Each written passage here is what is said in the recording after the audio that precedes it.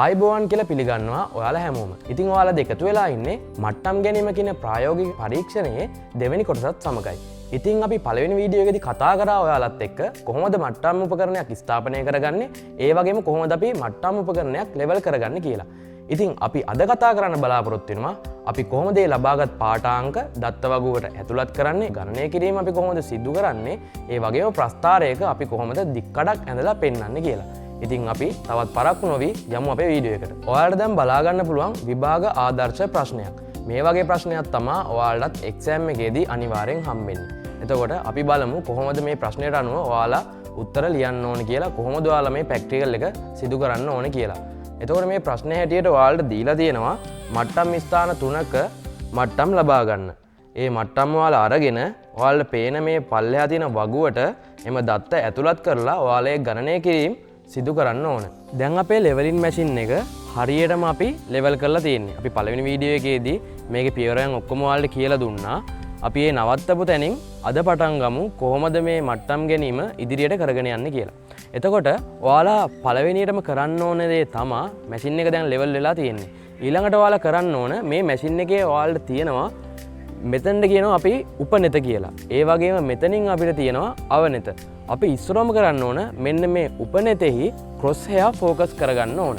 එතකොට ඒක ෆෝකස් කරන්නේ අපි මෙන්න මේ ස්ක්‍රූ එක පාවිච්චි කරලා. මේ ස්ක්‍රූ එක එහා මෙහා කරලා අපිට පුළුවන් ක්‍රොසින් හෙයා ෆෝකස් කරගන්න. එතකොට ක්‍රොසින් හෙයා කොහොමද පිහිටන්නේ කියලා ඔයාලට දැන් මේ ස්ක්‍රීන් එකෙන් බලා ගන්න පුළුවන්. මෙන්න මේ විදිහට හරියට ක්‍රොසින් එහා පිහිටන විදිහට අපි මේක ඇඩ්ජස්ට් කරගන්න ඕන. එතකොට අපි දැන් බලමු කොහොමද ඒක කරන්න කියලා. ඔයාලට මේක මුලින්ම පේන විදිහ දැන් ඔයාලට පේනවා මේක ස්ක්‍රීන් එක හොඳටම බොඳ වෙලා තියෙනවා. එතකොට කිසිම ක්‍රොසින් එහා එකක් ඔයාලට පේන්නේ නැහැ. එතකොට මම මේක ඇඩ්ජස්ට් කරලා අපි බලමු කොහොමද ක්‍රොසින් එහා පිහිටන්නේ කියලා.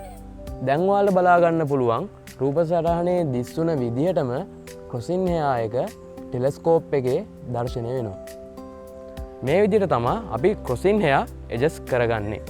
ඊට පස්සේ අපි කරන්න ඕන දේ තමයි අපි දැන් උපනෙතෙහි ෆෝකස් කරගන්න එක කරලා ඉවරයි. ඊළඟට අපි කරන්න ඕන මෙන්න මේ ස්ක්‍රූ එක භාවිතා කරලා නාභි දුර සකසා ගන්න ඕන. ඒ කියන්නේ අපේ ඔබ්ජෙක්ට් එකට තියෙන නාභි දුර හදා ගන්න ඕන.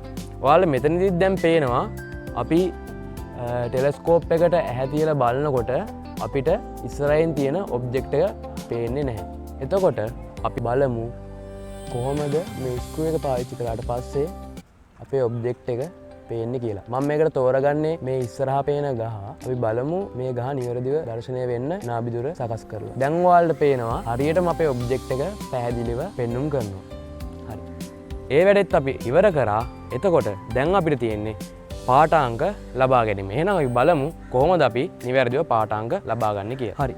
මේක තමයි ඔයාලට හම්බෙන මට්ටම් යටිය. එතකොට මම ඔයාලට දල අදහසක් දෙන්නම් අපි කොහොමද පාඨාංකයක් කියවගන්න කියලා.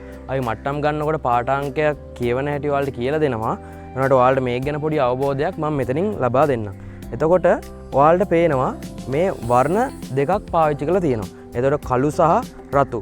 ඔයාලගේ මේ පළවෙනි වර්ණේ ඉවර වෙනකොට මෙතනින් අපිට මීටරයක් දිග ලබා ගන්න පුළුවන්. ඒ කියන්නේ මේ කලර් එකෙන් රතු පාටට මාරු වෙනකොට ඔයාලා මේ ඉන්නේ දෙවෙනි මීටරේ. හරි. එතකොට ඔයාලට පේනවා මේ කොටස් වලට බෙදලා තියෙනවා. ඔයාලට එක කොටසකින් දීලා තියෙනවා සෙන්ටිමීටර් 10ක්. එතකොට මේ එක කෑල්ලකින් සෙන්ටිමීටර් 10ක්. ඒ කියන්නේ පල්ලෙහා ඉඳන් මෙතනට ගත්තොත් එහෙම සෙන්ටිමීටර් 10ක් තියෙනවා. ඒ කියන්නේ මීටර් එකක්. ඔයාලට මෙතන පේනවා 7 කියලා තියෙනවා. එතකොට මෙන්න මේ ස්ථානයට පාඨාංකය 7. ඒ කියන්නේ මෙතනට සෙන්ටිමීටර් 70යි. එතකොට මේක උඩට යනකොට තවත් කොටු වලින් මේවා බෙදලා තියෙනවා ඔයාලට බලා ගන්න පුළුවන්. එතකොට මේ එක කොටුවක මේ ඉරකට ආවා කියලා කියන්නේ තවත් 1 සෙන්ටිමීටරයක් උඩට ඇවිල්ලා. එතකොට මෙතන ඉඳන් මෙතන සෙන්ටිමීටර් 70යි නම් මෙන්න මේ පල්ලෙහා ඉර ගාවට එනකොට මෙන්න මෙතනට එනකොට සෙන්ටිමීටර් 71යි. ඒ වගේම මෙතන උඩ ඉරට එනකොට සෙන්ටිමීටර් 72යි. ඒ වගේම මෙතන ආපහු පල්ලෙහා ඉරට එනකොට සෙන්ටිමීටර් 73යි. ඒ වගේ මේ කොටුවක උඩ පහළ ලක්ෂ වලින් අපිට ගන්න පුළුවන් සෙන්ටිමීටරයක් තව වැඩි වුණා කියලා.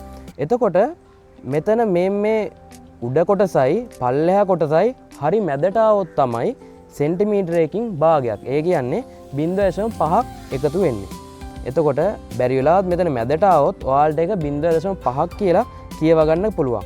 හරියටම මැද තිබ්බොත් අපි 0.5යි කියලා කියවනවා. එහෙම නැතුව මේක පල්ලෙහාට ලං වෙලා තිබ්බොත් අපි මේක පල්ලෙහා මෙන්න මේ උඩ ඉරට වටේනවා. ඒ කියන්නේ මෙතන මැදට පොඩ්ඩක් පල්ලෙහායින් තිබ්බොත් අපි මේ පාඨාංග කියවන්නේ මෙතනට එනකොට 70යි. මෙතන කෑලි දෙකක් උඩට ඇවිල්ලා තියෙනවා 72යි. එතකොට මේක පල්ලෙහාට වටේන හින්දා සෙන්ටිමීටර 72යි කියලා තමයි අපි පාඨාංගය කියවගන්නේ. හරි. ඒ විදිහට තමයි අපි පාඨාංග කියවගන්නේ. ඊට පස්සේ අපි බලමු කොහොමද මේ මට්ටම් යටිය අල්ලගන්නේ කියලා. ඔයාලට මේ ප්‍රැක්ටිකල් එකේදී මේ මට්ටම් යටිය අල්ලගන්න සහායකයෙක් හම්බ වෙනවා. එතකොට ඒ සහායකයා මේක හරියට අල්ලගෙන ඉන්න නැති වෙන්න පුළුවන්. එතකොට ඔයාලා උපදෙස් දීලා ඒක නිවැරදි කරගන්න ඕන. එතකොට මට්ටම් යටිය හරි විදිහට ඔයාලා අල්ලන්නේ මෙන්න මේ විදිහට. මේ මට්ටම් යටිය කොයි වෙලාවකවත් මේ විදිහට අල්ලන්නේ නැහැ. මේ විදිහට ඇල්ලුවොත් එහෙම පාඨාංග ගන්න කෙනාට පාඨාංග පේන්නේ නැතු වෙනවා. එතකොට අනිවාර්යෙන් ඔයාලා මේක අල්ලනකොට මෙන්න මේ විදිහට තමයි අල්ලගන්න ඕන. ඒ වගේම මට්ටම් යටිය හරි කෙලින් මේ ඇන්ගල් එක වෙනස් වෙන්නේ නැති වෙන්න හරි කෙලින් මේ විදිහට අල්ලන්න ඕන. මේ විදිහට ඉස්සරහට නැත්තම් මේ විදිහට පිටිපස්සට වෙලා තිබ්බොත් එහෙම බැරිලාවත් ඔයාලගේ පාඨාංගය වරදින්න පුළුවන්. මොකද පොඩි අංශක ප්‍රමාණයක් මේක එහෙම වුණත් ලබා ගන්න පාඨාංකය දෝෂයක් වෙන්න පුළුවන්. එතකොට මේ විදිහට හරි කෙලින් හරි සිරස්ව තියාගෙන මේ විදිහට අල්ලගෙන තමයි අපි මේ මට්ටම් යටිය තියාගන්න ඕනේ. හරි. අපි දැන් යමු මට්ටම් පාඨාංගයක් ලබා ගන්න. හරි. අපි දැන් යන්නේ මට්ටම් පාඨාංගයක් ලබා ගන්න. එතකොට මගේ සහායකයා අපේ පළවෙනි මට්ටම් ස්ථානයේ ස්ථානගත වෙලා ඉන්නවා. අපි එතන පාඨාංගය කියගමු. ඒ වගේම ඔයාලට පේන්න තියෙනවා අපේ දෙවෙනි මට්ටම් ස්ථානය, ඒ වගේම අපේ අවසාන මට්ටම් ස්ථානය, කියන්නේ තුන්වෙනි මට්ටම් ස්ථානය. හරි. අපි පළවෙනි මට්ටම් ස්ථානයේ පාඨාංගය දැන් කියවලා බලමු. හරි. අපේ සහායකයා දැන් ඉන්නේ පළවෙනි මට්ටම් ස්ථානයේ. අපි දැන් මේ පාඨාංගය ලබා ගන්න බලමු. එතකොට ඔයාලා පාඨාංගය ගන්නකොට මේ විදිහට මේක බලාගෙන හරියටම මේ ක්‍රොස් එයා එක අපි ගේන්න ඕන මට්ටම් යටියේ හරි මැදට. හරි මැදට ක්‍රොස් එයා එකේ රේඛාව ගෙනල්ලා අපිට දැන් පුළුවන් පාඨාංගය කියව ගන්න. මෙන්න මේ ටැන්ජන්ට් ස්ක්‍රූ එක භාවිතා කරලා අපිට පුළුවන් ස්මූත් විදියට ටෙලස්කෝප් එක හරවන්න. ඒ කියන්නේ සියුම් අංශයක් ගානකින් මේක හරවන්න. මට්ටම් යටියේ ඇදයක් මොකක් හරි සහායකයාගේ වරදක් පේනවා නම් ඔයාලට පුළුවන් මෙහෙම ඔයාලගේ අත භාවිතා කරලා මට්ටම් යටිය හරි විදියට හරි ගස්ස ගන්න. අපි දැන් පාඨාංගය ගමු. හරියටම පළවෙනි මට්ටම් ස්ථානයේ පාඨාංකය අපිට එනවා මීටර 1.52 කියලා. හරි. අපි මේ ලබාගත පළවෙනි පාඨාංකය අපේ වගුවට ඇතුළත් කරගමු. ඒ වගේම ඊළඟ මට්ටම් ස්ථාන දෙකෙත් පාඨාංක අපි ගමු. හරි. එතකොට අපිට පළවෙනි මට්ටම් ස්ථානයේ පාඨාංකය මීටර 1.52ක් විදිහට තමයි ආවේ. මේ විදිහටම අපි මේ පියවර අනුගමනය කරලා දෙවෙනි මට්ටම් ස්ථානයේ සහ තුන්වෙනි මට්ටම් ස්ථානයේ පාඨාංක අරගෙන දත වගුවට ඇතුළත් කරන්න ඕනේ. එහෙනම් නංගියේ මල්ලියේ අපි දැන් බලමු කොහොමද අපි ලබාගත්ත මට්ටම් පාඨාංග ඔයාලට මේ පේන නැගුම් බැසුම් වගුවට ඇතුළත් කරගන්න කියලා. ඔයාලා පළවෙනියටම කරන්න ඕන දේ තමයි ඔයාලට පේනවා මේ පළවෙනි තීරුව. ඒකේ තියෙන්නේ මට්ටම් ස්ථානය. එතකොට අපිට පේපරේ දීලා තිබ්බේ මට්ටම් ස්ථාන 3යි. එතකොට අපි පිළිවෙලට 1 2 3 කියලා මට්ටම් ස්ථාන 3 මේකේ ලකුණු කරගන්නවා. ඊට පස්සේ අපි ලබාගත්ත මට්ටම් පාඨාංක අපි දැන් මේ වගුවට ඇතුළත් කරගමු. එතකොට පළවෙනි මට්ටම් ස්ථානයේ අපිට පාඨාංක විදියට මීටර 1.52ක් ඔයාලට මතක ඇති. අපි මේ විදිහට අපේ පාඨාංග තුනම මේ විදිහට වගුවට ඇතුළත් කරගන්නවා. ඊට පස්සේ ඔයාලා කරන්න ඕන ඔයාලට මතකයි අපේ ගානේ අපිට දීලා තිබ්බා පළවෙනි මට්ටම් ස්ථානයේ ඌනැති උස. ඒක අපිට පේපරේ අනිවාර්යෙන් දෙනවා. එතකොට අපි ඒ පාඨාංගයත් මෙතනින් සටහන් කරගන්න ඕනේ. ඊට පස්සේ අපිට දැන් පුළුවන් නැග්ම බැස්ම තීරු දෙක සම්පූර්ණ කරන්න. නැග්ම බැස්ම තීරු දෙක සම්පූර්ණ කරනකොට ඔයාලා දැනගන්න ඕන කාරණයක් තියෙනවා. අපි මේ නැග්ම බැස්ම හොයන්නේ අපි ලබාගත් පෙර පාඨාංකයෙන් පසු පාඨාංකය අඩු කරනවා. ඒ කියන්නේ මෙතන නම් ඔයාලා මෙතන පසු දර්ශන පාඨාංකයෙන් මේ අතරමැදි දර්ශන පාඨාංකය අඩු කරන්න ඕන. හැම වෙලාවෙම අපි අඩු කරන්නේ වගුවේ මෙන්න මේ අතට. හරි. අපි දැන් පළවෙනි එක අඩු කරලා බලමු. 1.52න් 1.49ක් අඩු කරපුවාම 0.03ක් එනවා. ඔයාලා මේකේ ගොඩක්ම සැලකිලිමත් වෙන්න ඕන.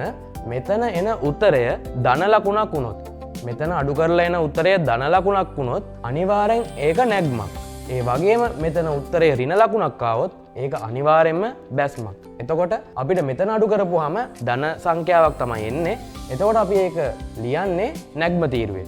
ඒ වගේම අපි ඊළඟ එකත් හදලා බලමු. අතරමැදි පාඨාංකයෙන් පෙර දශම පාඨාංකය අඩු කරලා බලමු.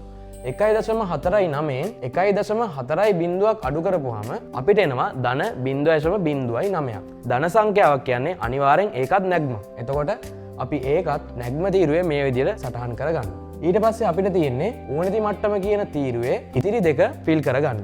එතකොට දැන් අපි පළවෙනි මට්ටම් ස්ථානයේ ඌනති මට්ටම 100යි කියලා ඒක අපිට පේපරේ දීලා තිබ්බා. අපි ඒක මෙතන ලියාගත්තා. ඊළඟට අපි කරන්න ඕනේ දෙවෙනි මට්ටම් ස්ථානයේ අපි ඌනති මට්ටම හොයන්නේ මෙතන නැග්මක් හෝ බැස්මක් තියෙනවා නම් නැග්මක් තිබ්බොත් අපි ඒක එකතු කරනවා, බැස්මක් තිබ්බොත් අපි ඒක අඩු කරනවා. ඔයාලා දැන් පේනවා අපිට දෙවෙනි මට්ටම් ස්ථානයේදී නැග්මක් තමයි මෙතන පෙන්වලා තියෙන්නේ. 0.03ක නැග්ම. එතකොට අපි මේ ඌනති මට්ටමට මේ නැග්ම එකතු කරලා තමයි මෙතනට දාන්නේ. එතකොට අපිට එනවා 100.03. හරි. ඊළඟ එකත් අපි බලමු. මෙතන තියෙන්නේ ඌනති මට්ටම 100.03යි. අපි දැන් මෙතන හොයන්න කරන්න ඕන මේකට මේ නැග්ම එකතු කරන්න ඕන. එතකොට 100.03ට 0.09ක් එකතු කරපුවාම අපිට එනවා 100.12. හරි. ඊට පස්සේ අන්තිම තීරුව විදිහට මෙතන විස්තරය කියලා තීරුවක් තියෙනවා. ඒතකොට ඔයාලා දකින්න ඇති අපේ පේපරේ ගානේ අපිට මට්ටම් ස්ථාන 3ට සංකේතයක් වගේ. ඒ කියන්නේ මේ වගේ ඉලක්කම් ටිකක් දීලා තිබ්බා. එතකොට මේ දාලා තියෙන්නේ ඒ මට්ටම් ස්ථානයට අදාළ ඒ සංකේතය. එතකොට පළවෙනි මට්ටම් ස්ථානයට 0.00 ඒ වගේම දෙවෙනි මට්ටම් ස්ථානයට 0.01 ඒ වගේම තුන්වෙනි මට්ටම් ස්ථානයට 0.02. හරි.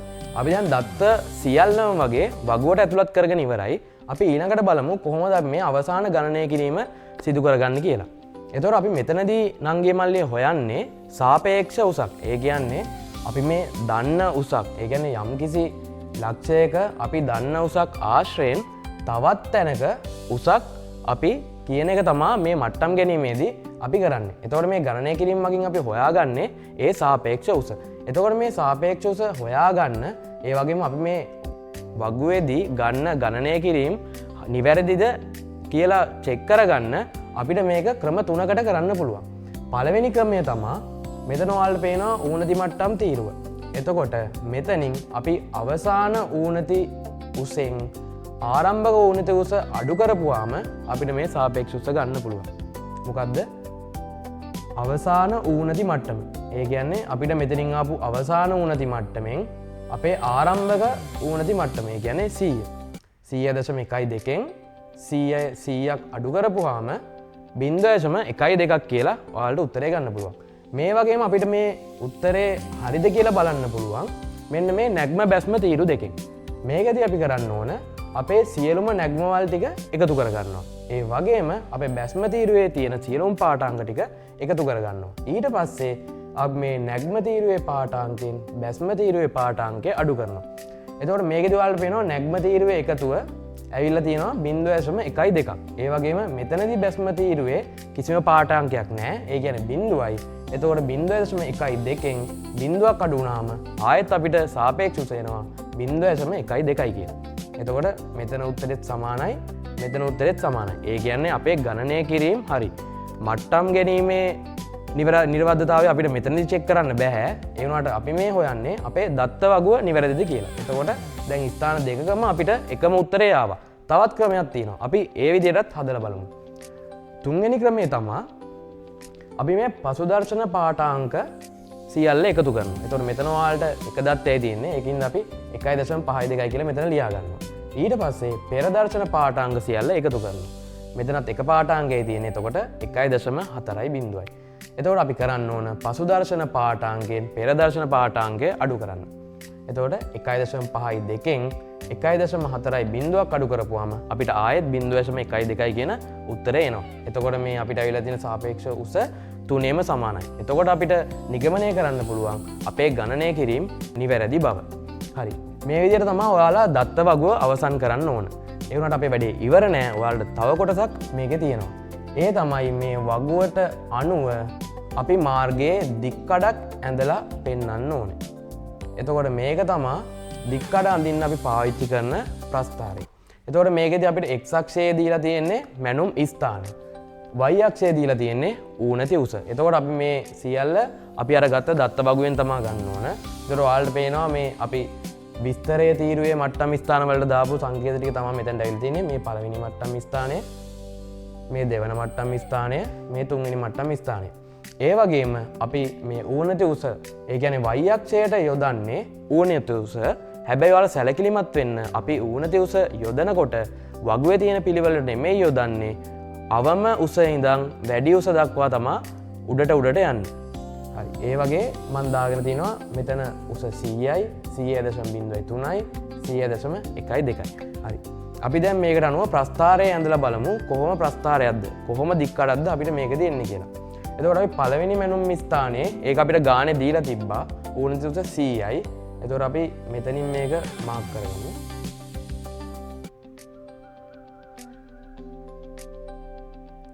ඒ වගේම දෙවන මට්ටම් ස්ථානයේදී අපිට ඌනති උස 100.03යි. ඒ වගේම තුන්වෙනි මට්ටම් ස්ථානයේදී 100.12යි.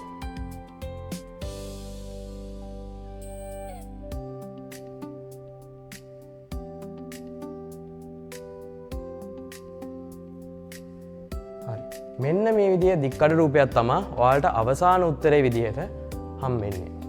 හරි. එතකොට අපි දත්ත වගුවේ දත්ත සටහන් කිරීම, ඒ වගේම ගණනය සිදු කිරීම, ඒ වගේම මාර්ගයේ දික්කඩක් ප්‍රස්ථාරයක ඇඳ පෙන්වීම. ඒ කියන සියලුම පියවරයන් මෙතනින් අවසන් කරනවා. එතකොට මේක තමයි ඔයාලගේ ප්‍රැක්ටිකල් එකේ අවසානය. මේ සියලු පියවරන් ටික ඔයාලා හරියට කරොත් ඔයාලට මේ පේපරයට හම්බෙන ලකුණු 100න් 100ම ලබා ගැනීමේ හැකියාවක් තියෙනවා. ඉතින් නංගියේ මල්ලියේ අපි මේ ප්‍රායෝගික පරීක්ෂණය කොහොමද නිවැරදිව කරන්න කියලා වීඩියෝ දෙකක් ඇසුරෙන් ඔයාලත් එක්ක කතා කරා. ඉතින් මම හිතනවා ඔයාලට දැන් හොඳ අවබෝධයක් ඇති කියලා කොහොමද මේ ප්‍රායෝගික පරීක්ෂණය නිවැරදිව සිදු කරන්න කියලා. ඔයාලට මේ ප්‍රැක්ටිකල් එක පිළිබඳව යම්කිසි ගැටලුවක් හෝ මොකක් හරි ඔයාලට අපහැදිලි තැනක් තියෙනවා නම් අනිවාර්යෙන් මේ වීඩියෝ එකට යටින් කමෙන්ට් එකක් දාගෙන යන්න. ඒ වගේම ඉදිරියේදීත් අපි ඉංජිනේරු තාක්ෂණ වේදය සහ ජෛව පද්ධති තාක්ෂණ වේදය යටතේ වීඩියෝ පට මාලාවක්ම ඔයාලට අරගෙන එන්න බලාපොරොත්තු වෙනවා. දිගටම අපිත් එක්ක රැඳී ඉන්න කියලා අපි ඔයාලට ආරාධනා කරනවා. ඔයාලා හැමෝටම සුබ දවසක්. අපි ඊළඟ වීඩියෝ එකකින් නැවත හමු වෙමු.